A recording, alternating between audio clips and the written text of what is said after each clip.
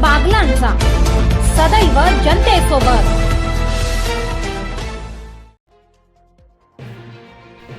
देवळा तालुक्यातील खारीपाडा महात्मा फुले नगर येथे वन विभागाच्या आरक्षित क्षेत्रावर दुपारच्या सुमारास वणवा पेटला।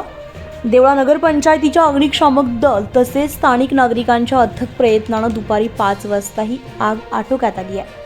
खारीपाडा महात्मा फुले नगर येथे वन विभागाचे मोठ्या प्रमाणावर आरक्षित जंगल क्षेत्र असून याला शुक्रवारी आग लागली आहे। कडक ऊन असल्याने या आगीनं रौद्र रूप धारण केलं।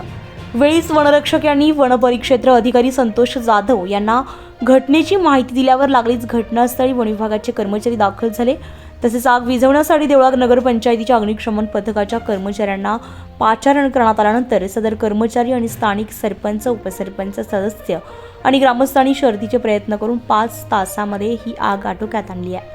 आगीचं कारण अद्याप समजू शकलं नसून या घटनेमध्ये जंगल क्षेत्रावर मोठ्या प्रमाणावर असलेले वनरोपण गवत नष्ट झाल्याचं समजतंय। तसेच पशुपक्षी देखील मृत झाल्याचं देखील सांगितलं जात आहे। आग आटोक्यात आणण्यासाठी देवळा नगरपंचायतीच्या अग्निशमन दलाचे कर्मचारी दीपक सूर्यवंशी, रवींद्र चव्हाण, समाधान वाघ तसेच वनपरिक्षेत्र अधिकारी संतोष जाधव यांच्या मार्गदर्शनाखाली वनपाल देविदास चौधरी, वनरक्षक भूपेंद्र राठोड, विजय पगार, नामदेव ठाकरे, वनसेवक ताराचंद देवरे, दादा खैरनार, ईश्वर ठाकरे आणि स्थानिक ग्रामस्थांनी अथक परिश्रम घेतलाय।